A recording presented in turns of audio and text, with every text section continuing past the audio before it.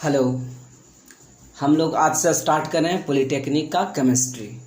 इसमें हम लोग टाइप बाइज टाइप क्वेश्चन देखेंगे, थ्योरी देखेंगे और लेक्चर ए टू जेड इसमें होगा और वो भी बिल्कुल फ्री होगा। तो आप लोग बिना वीडियो स्किप किए अंत तक वीडियो को आप देखिए और जो क्वेश्चन आता है 1 या 2 दिन में उस क्वेश्चन को भी बनाते जाइए। हर वीडियो के लास्ट में एक एक क्वेश्चन आएगा, क्वेश्चन का सेट आएगा, ठीक है। तो हम लोग आज केमिस्ट्री का पहला चैप्टर स्टार्ट कर रहे हैं। ये ऐसे 9th क्लास में पढ़ना होता है, लेकिन हम लोग 9, 10 कंबाइंड 11, 12 सब कंबाइंड इसमें करके देखेंगे, ठीक है। तो सबसे पहले है रासायनिक संयोग का नियम। रासायनिक संयोग का नियम अगर 9th क्लास की बात किया जाए तो उसमें 2 ही था। एक था द्रव्यमान संरक्षण का सिद्धांत और दूसरा स्थिर अनुपात का नियम। गुणित अनुपात का नियम और व्युत्क्रम अनुपात का नियम ये दोनों 11th की टॉपिक में है, लेकिन यहाँ पे पॉलिटेक्निक में ये चारों से क्वेश्चन आते रहता है, ठीक है। तो हम लोग स्टार्ट करते हैं रासायनिक संयोग का नियम। देखिए, ये रासायनिक संयोग का नियम क्या है इसके बारे में थोड़ी सी हम लोग जानकारी प्राप्त कर लेते हैं। कहता है कि कोई भी केमिस्ट्री में केमिकल प्रोसेस के द्वारा किसी भी मेथड द्वारा कोई बनाया जाता है, जैसे अगर H2 और O2 कंबाइंड करता है तो वाटर का निर्माण होता है, तो किसी न किसी प्रोसेस द्वारा ये वाटर का निर्माण किया रहा होगा। ठीक उसी प्रकार से NO और NO2, NO और NO2, N2O3, N3O4 इस प्रकार से अलग अलग नाइट्रोजन ऑक्सीजन के साथ अपना बॉन्ड बनाता है और इस प्रकार से मॉलिक्यूलर बॉन्ड बनाता है। तो ये भी किसी न किसी नियम पर ये अप्लाइड होगा, ठीक है। तो हम लोग देखते हैं कि कौन सा नियम पर कैसे एप्लीकेबल होता है।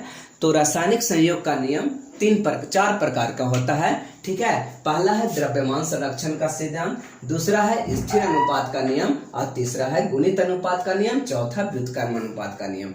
पॉलिटेक्निक एग्जाम में छोटी सी क्वेश्चन एक आ जाती है कि द्रव्यमान संरक्षण का सिद्धांत, स्थिर अनुपात का नियम, गुणित अनुपात का नियम और व्युत्क्रम अनुपात का नियम किसने दिया। तो यहाँ पे हम लोग को ये देखना चाहिए कि पहले ये सब का डिटेल जानकारी के पहले किसने दिया। तो एक बार देखेंगे बोर्ड पे।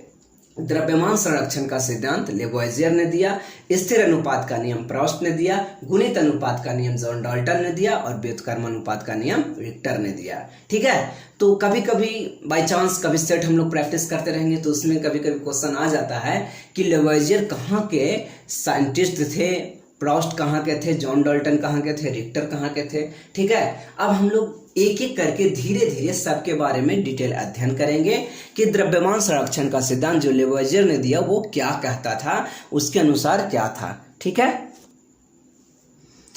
हम लोग देखते हैं द्रव्यमान संरक्षण का सिद्धांत, लॉ ऑफ मास कंजर्वेशन है क्या। सबसे पहले द्रव्यमान संरक्षण का सिद्धांत किसने दिया, लेवोइजियर ने दिया। अब ये लेवोइजियर को फादर ऑफ केमिस्ट्री भी कहा जाता है। रसायन विज्ञान का पिता कौन है, तो आधुनिक रसायन विज्ञान का पिता लेवोइजियर है, ठीक है। ये कहाँ के वैज्ञानिक थे, ये रूस के वैज्ञानिक, ओके। तो यहाँ पे द्रव्यमान संरक्षण का सिद्धांत क्या है, कहता है कि जब कोई रासायनिक अभिक्रिया, देखिए अभिक्रियाएं 2 टाइप की होती है, एक रासायनिक अभिक्रिया होता है और एक नाभिकीय अभिक्रिया होता है। तो रासायनिक अभिक्रिया जितना भी अभी हम लोग बात करेंगे वो सारा का सारा रासायनिक अभिक्रिया होगा। नाभिक अभिक्रिया एक अलग चैप्टर है, उसमें हम लोग डिटेल अध्ययन करेंगे। तो यहाँ पे द्रव्यमान संरक्षण का सिद्धांत के अनुसार कहा गया कि अगर कोई भी मॉलिक्यूल्स, मान लिया जाए एक मॉलिक्यूल्स हम लोग ले लेते हैं AgNO3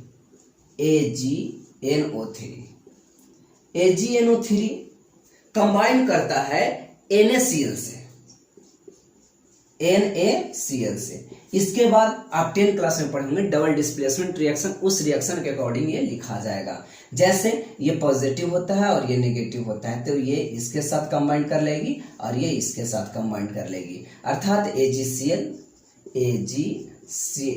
प्लस NaNO3, ठीक है। तो इस प्रकार से ये केमिकल रिएक्शन हम लोग को लिखा है। अब ये केमिकल रिएक्शन में कहता है कि मान लिया जाए कि AgNO3 यानी सिल्वर नाइट्रेट का एक सोल्यूशन प्राप्त किया गया। सिल्वर नाइट्रेट कितना है, तो मान लिया जाए कि 70 ग्राम सिल्वर नाइट्रेट है, 70 ग्राम सिल्वर नाइट्रेट है और 20 ग्राम सोडियम क्लोराइड है, नमक, ठीक है। ये दोनों इतना ग्राम है। हमने क्या किया कि एक डब्बा ले लिए, ठीक है, एक टेस्ट ट्यूब इस टाइप का है, शीशा का बना होता है अक्सर, ठीक है ना। तो ये भी जाना हो जाता है कि प्रयोगशाला में प्रयुक्त होने वाली जो टेस्ट ट्यूब होता है वो कौन सा शीशा, फ्लिंट कांच या बहुत सा कांच होता है, पायरेक्स कांच। तो प्रयोगशाला में यूज होने वाला जो शीशा होता है वो पायरेक्स कांच का होता है, पायरेक्स शीशा का, ठीक है। तो पास से प्रयोगशाला और पास से पायरेक्स, याद रखिएगा, बहुत वीवीआई क्वेश्चन है पॉलिटेक्निक के हिसाब से। तो यहाँ पे ये 70 ग्राम लिया गया और ये 20 ग्राम, यानी ऑल ओवर इसे बेटिंग मशीन पर जब हम लोग काउंट किए तो आया 90 ग्राम। अब हम इसे रिएक्शन करवाएं तो जब दोनों को मिला दिया तो आपस में कंबाइन करके क्या बना रहा है कुछ देर के बाद, तो AgCl बना रहा है और NaCl बना रहा है। तो AgCl NaCl जो दोनों प्राप्त हो रहा है, इसमें से प्रेसिपिटेशन की रिएक्शन होती है, यानी अपक्षेप बनता है। AgCl का अपक्षेप बन जाता है, नीचे की ओर रहेगा अपक्षेप, ऊपर की ओर रहेगा तो गैस विक्षेपित होना, ठीक है। तो जब ये प्रेसिपिटेट कर गया, अपक्षेप बन गया, तो यहाँ पे ये दोनों की मात्रा, मान लिया जाए कि प्रेसिपिटेशन जो हुआ ये 60 ग्राम है, तो ये कितना ग्राम रहा होगा, तो ये 30 ग्राम रहा होगा, ठीक है। तो दोनों जोड़ देंगे तो यहाँ भी ये 90 ग्राम इसी कंटेनर में बनता हुआ प्राप्त होगा। तो यहाँ पे क्या इसने क्या निकला इससे, तो इससे ये निकला कि अभिक्रिया के पहले का टोटल द्रव्यमान अभिक्रिया के बाद का टोटल द्रव्यमान के बराबर होता है, यानी weight of total mass of reactant is equal to total mass of product. इधर वाले को अभिकारक कहते हैं, इधर वाले को प्रतिफल। ये क्या होती है, अभिकारक, और ये होता है प्रतिफल, ठीक है। तो हम कहेंगे टोटल, और इंग्लिश में अभिकारक इसको कहते हैं, और अभिकारक यानी टोटल रिएक्टेंट, इसको रिएक्टेंट बोलते हैं, इसको प्रोडक्ट बोलते हैं, ठीक है। तो total reactant is equal to total product. यहाँ पे क्या हो गया, total reactant is equal to total product. That means हम लोग अगर इसको कम लिख लेते हैं अच्छा से कि टोटल रिएक्टेंट इज इक्वल, क्या होता है इसमें, तो टोटल रिएक्टेंट, थोड़ी थोड़ी आप क्या किया कीजिए, कभी कभी नोट्स भी बना लिया कीजिए। Total reactant is equal to total product, यानी इसमें क्या है, जितना आपने रिएक्टेंट में लिया, अभिक्रिया के पहले का द्रव्यमान और अभिक्रिया के कुल द्रव्यमान दोनों आपस में बराबर होंगे। ये किन्होंने दिया, तो लेवाइजर ने दिया। इस नियम का नाम क्या है, द्रव्यमान संरक्षण का सिद्धांत। नेक्स्ट थ्योरी है स्थिर अनुपात का नियम, law of constant proportion. Constant proportion किसने दिया, तो प्रोस्ट ने दिया, ठीक है। तो इसमें कांस्टेंट की बात हो रही है, कांस्टेंट मतलब जो बदले नहीं, इतना बात समझना, स्थिर रहे, दोनों के बीच में जो अनुपात हो, ये यौगिक के क्रम कंपाउंड, यानी यौगिक के लिए है। यौगिक के लिए कैसे है, इसको हम लोग समझेंगे। स्थिर अनुपात का नियम हुआ क्या, इसके अनुसार कहा जाता है कि जब प्रयोगशाला में कोई यौगिक बनाया जाए, ठीक है, तो यौगिक मैं बना रहा हूं जैसे H2O, ठीक है, फिर CO2 और भी इस प्रकार से NO2। तो इस प्रकार से हमने यौगिक बनाया। अब इसको देखना है कि स्थिर अनुपात कैसे हुआ। H2O बनाने के लिए हम लोग बहुत सा विधि का यूज करते हैं। कभी कभी क्या करते हैं कि हाइड्रोजन को ऑक्सीजन के साथ कंबाइन बना करके और H2O प्राप्त कर लेते हैं, इसको बैलेंस कर लेते हैं, ठीक है। फिर H2O बनाने का बहुत सा मेथड है कि हाइड्रोजन आयन और हाइड्रोक्साइड आयन आपस में मिलता है तो भी वाटर का निर्माण होता है।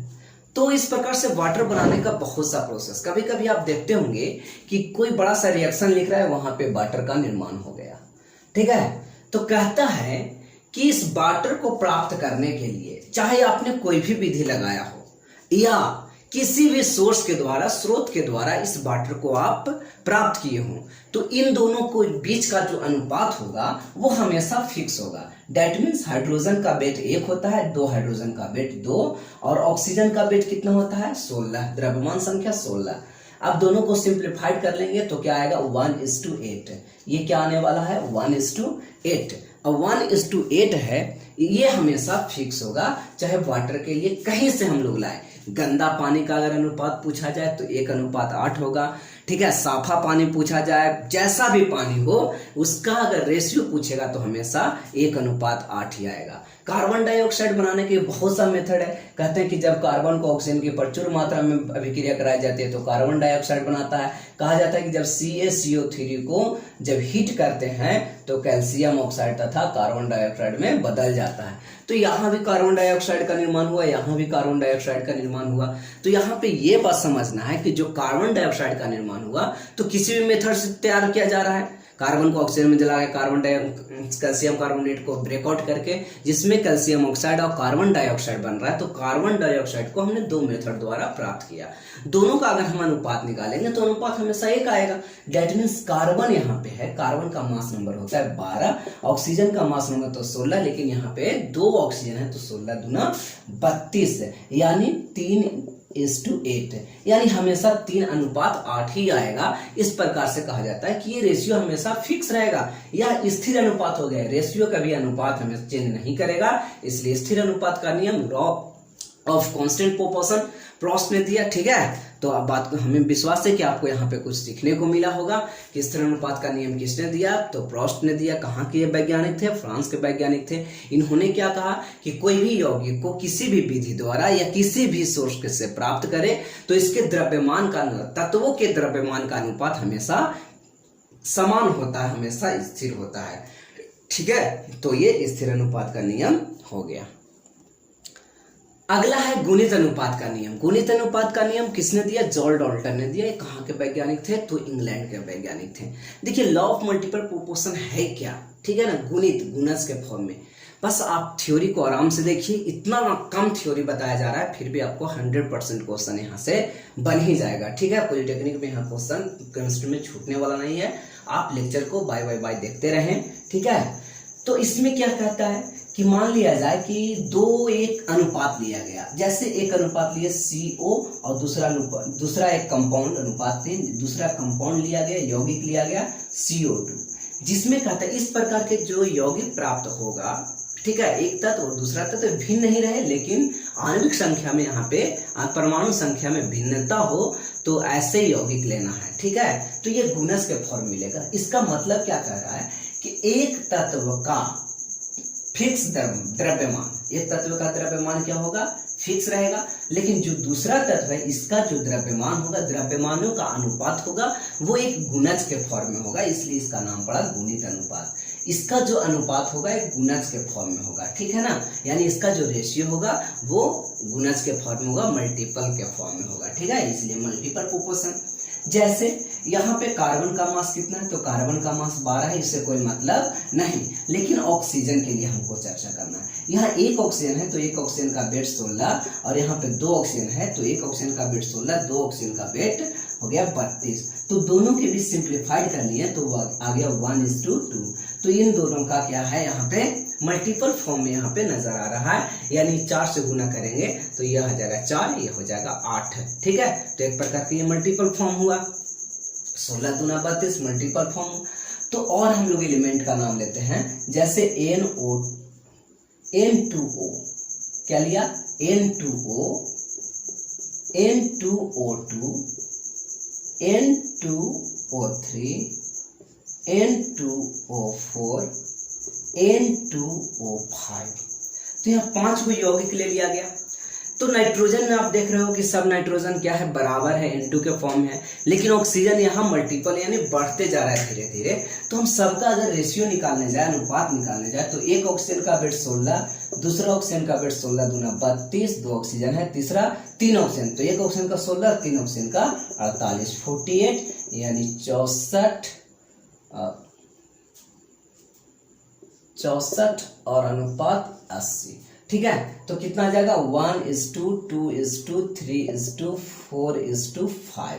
तो यही सिंपलेस्ट फॉर्म में मिला, तो ये गुणज के फॉर्म में यहाँ पे नजर आया। जैसे सल्फर डाइऑक्साइड SO2 या SO और SO2, यहाँ पे ऐसा देखने को मिलता है। ठीक है, तो इस प्रकार से हम यहाँ पे भी देख रहे हैं कि यहाँ पे जो अनुपात है वो सेम आया। ठीक है ना, ठीक है, तो इस प्रकार से ऑक्सीजन में भी यहाँ पे मिलेगा। तो अब आपको ये समझ में आना चाहिए कि एक रहेगा जो पहले वाला है या दूसरे वाला है वो फिक्स होगा और दूसरा होगा गुणज के फॉर्म में। तो ऐसा जब रहेगा तो हम लोग गुणित अनुपात का नियम एक बार फिर से चर्चा कर लेते हैं। गुणित अनुपात का नियम है क्या?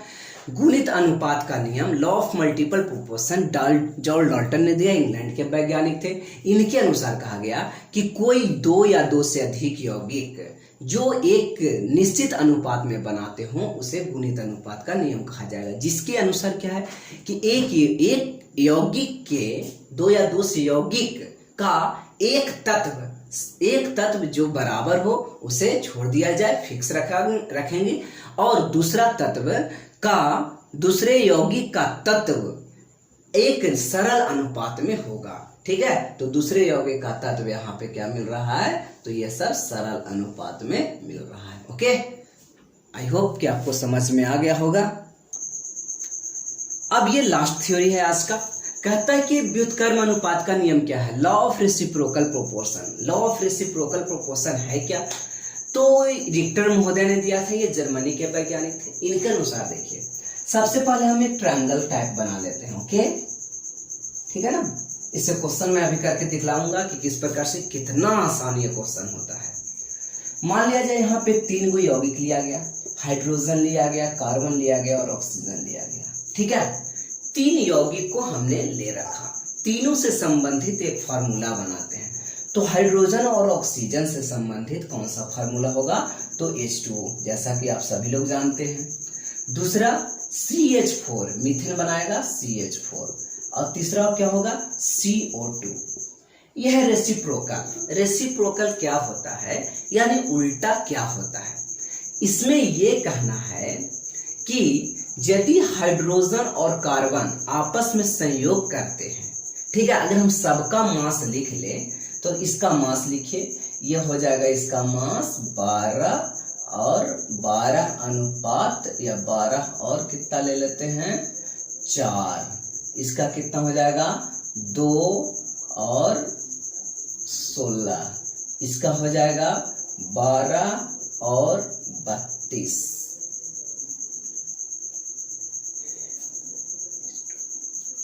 ठीक है, तो इस प्रकार से हम ये देखते हैं कि यहाँ पे जो सबका अनुपात मिलने वाला है, ठीक है, वो जब हाइड्रोजन और कार्बन आपस में संयोग करता है तो ये मिलता है, ये संयोग करता है तो ये मिलता है।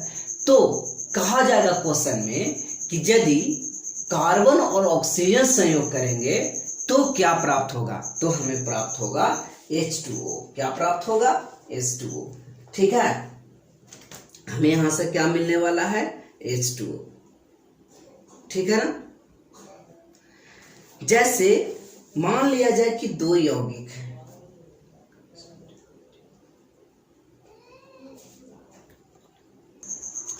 एक क्वेश्चन हम लोग कर लेते हैं व्युत्क्रम अनुपात का नियम से, इससे ज्यादा क्लियर हो जाएगा कि व्युत्क्रम अनुपात का नियम है क्या। ठीक है, तो क्लोरीन एक एलिमेंट का नाम दे दिया है क्लोरीन। हम लोग एक एलिमेंट का नेम यहाँ पे लिख ले रहा हूँ क्लोरीन। ठीक है, ये क्लोरीन है, हाइड्रोजन तथा सोडियम से क्रिया करता है। ये जो क्लोरीन है वो किससे करता है? तो हाइड्रोजन से एक बार अभिक्रिया है और दूसरा बार सोडियम से अभिक्रिया करता है। ठीक है, क्रिया करके क्रमशः HCl बनाता है। मैंने बताया था ये दोनों आपस में अभिक्रिया करके क्या बनाएंगे? HCl। और ये दोनों अभिक्रिया करके क्या बनाएंगे? NaCl। ठीक है, ये HCl, ये NaCl, इसका जो रेशियो होगा 1:35.5, बिकॉज क्लोरीन का जो मास होता है वो कितना होता है? 35.5, और यहाँ पे सोडियम का अनुपात क्या होगा? 23.35.5। ओके, आप लोग को इतना समझ में आ गया। तो अगला है हाइड्रोजन ने परस्पर, हाँ, NaCl बनाता है। यदि सोडियम हाइड्रोजन ने परस्पर की क्रिया की तो इसका अनुपात क्या होगा? तो सिंपल सी बात है, ये क्या बनाएगा? NaH बनाएगा। NaH, इसका अनुपात क्या है? तो 23 होगा, मास 23 और हाइड्रोजन का मास 1। ठीक है, तो आप यहाँ पे देख सकते हो कि अगर क्लोरीन अभिक्रिया कर रहा है तो क्लोरीन इसमें नहीं मौजूद रहेगा, यानी ये अनुपात छोड़ दीजिए और ये अनुपात छोड़ दीजिए, क्या बचा? 23:1, तो आंसर हो गया 23:1। ठीक है ना, यहाँ पे 1:23 नहीं, अनुपात क्या होगा 23:1। ठीक है, तो इस प्रकार option number D is correct. ठीक है ना, यानी पिछले क्वेश्चन को अगर हम लोग देखें कि एक और थ्योरी जो पिछले मैं बतला रहा था, उसमें क्या था कि 3 एलिमेंट थे। ठीक है ना, एक एलिमेंट हाइड्रोजन, ऑक्सीजन और कार्बन था। ठीक है, शायद यहाँ पे कार्बन था, वो सब नहीं है, जो मन है वो। हाइड्रोजन और कार्बन अभिक्रिया करके क्या बनाएगा, CH4 बनाएगा, और ये H2O बनाएगा। और ये आपस में क्या कहता है, जब हाइड्रोजन ऑक्सीजन और कार्बन से संयोग करता है तो क्या बन रहा है, तो कार्बन और ये बन रहा है। इसमें क्या बन रहा है, तो ये बन रहा है। ठीक है, तो ये क्या बनेगा, तो CO2 बनेगा। इसी का अनुपात पूछता है, सिंपल अनुपात क्या होगा, तो कार्बन के लिए 12 और ऑक्सीजन के लिए 16 दूना 32। यानी कि यहाँ पे जो मिला वो क्या मिला, 3:8। ठीक है, तो ठीक उसी प्रकार से हम यहाँ पे अनुपात निकालेंगे, तो 12:4 और यहाँ पे 2:16। ठीक है ना, 2:16। अब क्या करना है इसमें कि इसको सिंपलेस्ट फॉर्म करेंगे, तो ये आ जाएगा 3:1/12 और ये 1:8। क्या आने वाला है, 1:8। अब क्या करना है, जिसको लिया गया उसको छोड़ दीजिए। पिछला थ्योरी में था कि क्लोरीन को लिया गया था, तो क्लोरीन को हम लोग अनुपात में क्या कर देंगे, छोड़ देंगे। ठीक है ना, क्लोरीन को क्या करना था, छोड़ देना था। ठीक है, तो इसी प्रकार से यहाँ पे हाइड्रोजन को लिए तो हाइड्रोजन के वेट को छोड़ देंगे, और दूसरा का देखिए दोनों से मैच कर गया, 3:8 आंसर। तो ये व्युत्क्रम अनुपात का नियम, बस इतना ही आसान है व्युत्क्रम अनुपात का नियम, कि व्युत्क्रम अनुपात में होता कौन सी क्रियाएं हैं। ओके, तो आज आपको विश्वास हो गया होगा कि जो भी टॉपिक है बहुत ही सरल ढंग से धीरे धीरे आपको टोटल समझ में आएगा।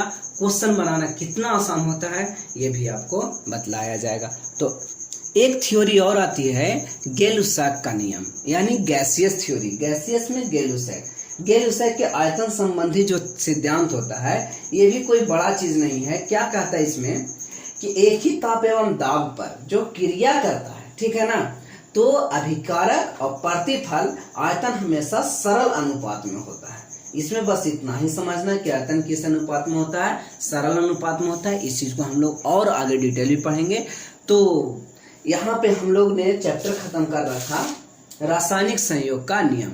अब कल इस यानी अगले लेक्चर में हम लोग देखेंगे इस टॉपिक का सारा लगभग हम लोग कल न्यूमेरिकल करने वाले हैं 21 न्यूमेरिकल। ठीक है, ऑप्शन के साथ 21 न्यूमेरिकल करेंगे।